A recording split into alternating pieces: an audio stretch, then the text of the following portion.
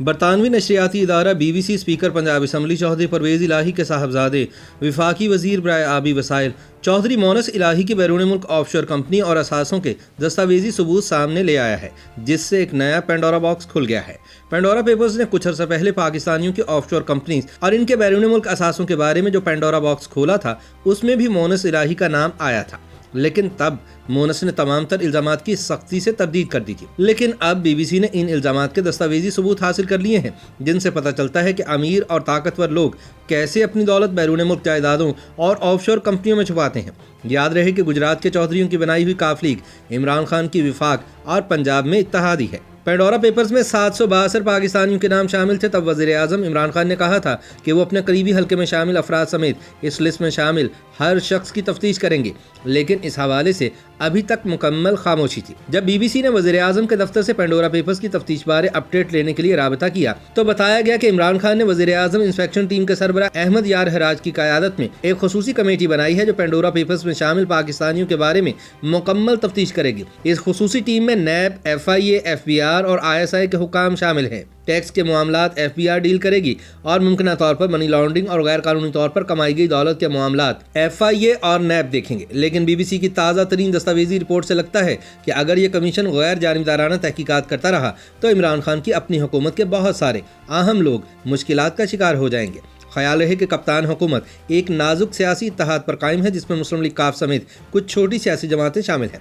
वज़ीर आज़म के वज़ीर बराए आबी वसाइल मोनस इलाही इस जमात के अहम रुकन हैं और शायद इन तहकीकात की खबर मिलने के बाद ही गुजरात के चौधरी दोबारा से वज़ीर आज़म से इजहार नाराज़गी कर रहे हैं। मोनस इलाही का नाम पेंडोरा पेपर्स में कई बार आया है, लेकिन वो दो टोक अंदाज में इनकार करते हैं कि उन्होंने कुछ गलत किया है। BBC की रिपोर्ट में बताया गया है कि इसके नुमाइंदे को पेंडोरा पेपर्स की फाइलों तक रसाई के दौरान जो कुछ नजर आया वह मोनस इलाही के दावों से मुताबिकत नहीं रखता। याद रहे कि इंटरनेशनल कंसोर्शियम ऑफ जर्नलिस्ट या ICIJ को लीक होने वाली 12 मिलियन दस्तावेजात मिली, जिसके बाद दुनिया की तारीख की एक बड़ी इन्वेस्टिगेशन हुई। ICIJ ने BBC को मोनस इलाही से मुतालिक दस्तावेजात को पहली बार पब्लिक करने की खुसूसी इजाज़त दी है। पेंडोरा पेपर्स में खुद पर लगने वाले इल्जामात के बाद मोनस इलाही ने एक ट्वीट में कहा था कि मेरी कोई ऑफशोर कंपनी नहीं है और ना ही मेरे ऐसे असासे हैं जो मैंने डिक्लेयर नहीं किए। मैं इससे मुतज़ाद तमाम दावों को मुस्तरद करता हूँ।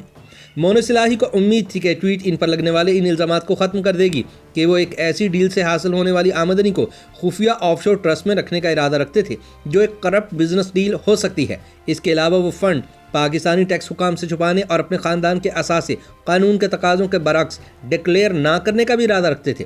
सवाल ये है कि इस बारे में शवाहिद क्या है। अपनी ट्वीट में मोनस इलाही कहते हैं कि इनकी कोई ऑफशोर कंपनी नहीं, लेकिन अहम बात यह है कि वो ये नहीं कह रहे कि इनकी कभी भी कोई ऐसी कंपनी नहीं थी। पहली दस्तावेज जिसका BBC ने मुआयना किया वो 7 जनवरी 2016 की है। ये मोनस इलाही की सिंगापुर की एक वेल्थ मैनेजमेंट फर्म के साथ ऑफशोर ट्रस्ट कायम करने की ख्वाहिश के बारे में मीटिंग का मेमो है। लीक होने वाले मेमो से अंदाज़ा होता है कि मोनस इलाही पाकिस्तान में ज़मीन की फ़रोख्त से हासिल होने वाले $33 मिलियन से वेंथ्रुप के नाम से खुफिया ऑफशोर ट्रस्ट कायम करना चाहते थे। प्लान ये था कि वेंथ्रुप रहीम यार खान शुगर मिल्स में 24% हिस्से खरीदेगी, जिसके बारे में मोनस इलाही ने वेल्थ मैनेजमेंट कंपनी को बताया था कि वो इस कंपनी में प्रॉक्सी के जरिए 22% हिस्से रखते हैं। इस दस्तावेज से ये भी अंदाजा होता है कि मोनस इलाही की मालियत $20 मिलियन थी, जिसमें से सिर्फ $6 मिलियन इस वक्त पाकिस्तान में थे। BBC ने मोनस इलाही से जानना चाहा कि वो अपना कैश ऑफशोर ट्रस्ट में क्यों छुपाना चाहते थे, लेकिन उन्होंने जवाब नहीं दिया। उनसे ये भी पूछा गया कि उन्होंने रहीम यार खान शुगर मिल्स में अपने शेयर्स गुमनाम क्यों रखें, और इसका भी जवाब नहीं मिला। BBC ने उनसे ये भी पूछा कि वो बराह रास्त रहीम यार खान शुगर मिल्स में मजीद शेयर खरीदने की बजाय अपने वेंथ्रोप ट्रस्ट के जरिए क्यों खरीदना चाहते थे, लेकिन उन्होंने कोई जवाब नहीं दिया। दूसरी दस्तावेज भी एक और मेमो है और ये वेल्थ मैनेजमेंट कंपनी के एक अहलकार और मोनस इलाही के दरमियान 29 अगस्त 2017 की फ़ोन कॉल के बारे में है। इस दूसरी दस्तावेज में लिखा है कि मोनस इलाही वेल्थ मैनेजमेंट कंपनी की तरफ से बनाए गए 2 ऑफशोर अकाउंट वेंथ्रोप, जिसका पहले जिक्र हो चुका है, और ग्रीन हिल्स बंद करना चाहते थे। इसकी वजह यह लिखी गई कि मोनस इलाही को इन असासों के बारे में हुकूमत पाकिस्तान को आगाह करने के CRS रिपोर्टिंग के तकाज़ों के बारे में तफ्तीश है। CRS या कॉमन रिपोर्टिंग स्टैंडर्ड एक माहिदा है जिसका पाकिस्तान भी हिस्सा है। इसका मकसद सरहद पार टैक्स की अदम अदायगी रोकना और बैन अल-अक़वामी तौर पर टैक्स कवानीन पर अमल दरामद यकीनी बनाना है। इस दस्तावेज में मजीद लिखा है कि कानूनी मशवरा मिलने के बाद फंड अपनी ऑफशोर कंपनियों को मुंतकिल करने की बजाय उन्होंने बरतानिया में, जहां उनकी अहलिया और बच्चे रहते हैं, एक इदारा कायम किया जिसका बज़ाहिर इनसे कोई ताल्लुक नहीं था। दोनों ऑफशोर अकाउंट वेंथ्रोप और ग्रीन हिल्स बंद कर दिए गए थे और मोनिस इलाही को सिंगापुर की वेल्थ मैनेजमेंट कंपनी की तरफ से $7,000 का बिल पेश किया गया, जो एक कंपनी L089 ने अदा कर दिया। BBC के मुताबिक अब तक इन दस्तावेज से मालूम हुआ कि मोनिस इलाही ने अपने गैर मुल्की असासों में पैसे नहीं डाले और ना ही इनको इलेक्शन कमीशन में डिक्लेयर किया। तो फिर सवाल यह है कि इनका कैश किधर गया? इसके बारे में यकीनी तौर पर कुछ नहीं कहा जा सकता। BBC का नुमाइंदा अपनी रिपोर्ट में कहता है कि लेकिन अब हम लंदन में दरियाई टेम्स के किनारे खूबसूरत अपार्टमेंट ब्लॉक रिवर लाइट की का रुख करते हैं, क्योंकि हो सकता है कि फ्लैट इसी रकम से खरीदा गया हो। पेंडोरा की एक दस्तावेज दिखाती है कि माजी में $7,000 का बिल अदा करने वाली कंपनी L089 ने कई मिलियन पाउंड मालियत की प्रॉपर्टी 2015 में खरीदी थी।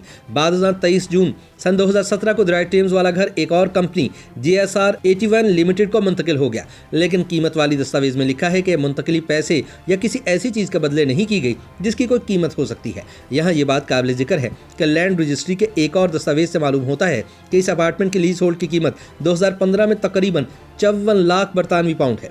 अब अंदाजों के मुताबिक इस अपार्टमेंट की कीमत तकरीबन 80 लाख पाउंड है। जो चीज इन दस्तावेजात को अहम बनाती है वो ये है कि JSR 81 लिमिटेड नामी कंपनी, जिसने 50 लाख पाउंड से ज्यादा मालियत के लंदन के इस अपार्टमेंट को बगैर किसी अदायगी के हासिल किया, इस कंपनी की मालिक मोनिस इलाही की अहलिया तहरीम इलाही है। इस दस्तावेज से मालूम होता है कि तहरीम इलाही 2018 में इस प्रॉपर्टी की मालिक थी। बरतानिया में कंपनीज हाउस के रिकॉर्ड के मुताबिक वो मार्च सन 2017 से इस कंपनी के 75% शेयर्स की मालिक थी। इसके अलावा कंपनी के इनकॉर्पोरेशन डॉक्यूमेंट के मुताबिक सन 2017 में कंपनी की इब्तदाई मालिकन भी वही थी। इस दस्तावेज में मिलने वाली मालूमात तब अहम तरीन हो जाती हैं जब इसे कुछ और दस्तावेजात के साथ मिलाकर पढ़ा जाता है, जिनका उन्वान है असासों और वाजिबात की तफसील, जिन पर जून सन 2018 में दस्तखत हुए और लिखा गया कि ये 30 जून सन 2017 तक बिल्कुल दुरुस्त है। असासों के बारे में 30 जून 2017 की तफसील में रहीम यार खान शुगर मिल्स के उन हिस्से का जिक्र नहीं जिसके बारे में मोनिस इलाही ने वेल्थ मैनेजमेंट कंपनी को बताया था कि वो एक प्रॉक्सी के जरिए उनकी मलकियत है, और ना लंदन की इस प्रॉपर्टी का जो उनकी अहलिया की एक कंपनी की थी। BBC ने मोनिस इलाही से इन असासों को डिक्लेयर ना करने के बारे में पूछा, लेकिन उन्होंने इसका जवाब नहीं दिया। ताहम अगर मोनिस इलाही इन इल्जामात को वाकई वापस पेंडोरा बॉक्स में बंद करना चाहते हैं तो इन्हें इन तमाम सवालात के जवाब देना होंगे। YouTube पर गूगली न्यूज देखने के लिए youtube.com की सर्च बार में गूगली न्यूज TV टाइप करें। गूगली न्यूज के पेज पर सुर्ख रंग के सब्सक्रिप्शन वाले बटन पर क्लिक करना ना भूलिए। YouTube पेज पर अपलोड होने वाली वीडियोस से बाखबर रहने के लिए बेल आइकन पर क्लिक कीजिए। आपको हर नई वीडियो के बारे में नोटिफिकेशन मौसूल हो जाएगा।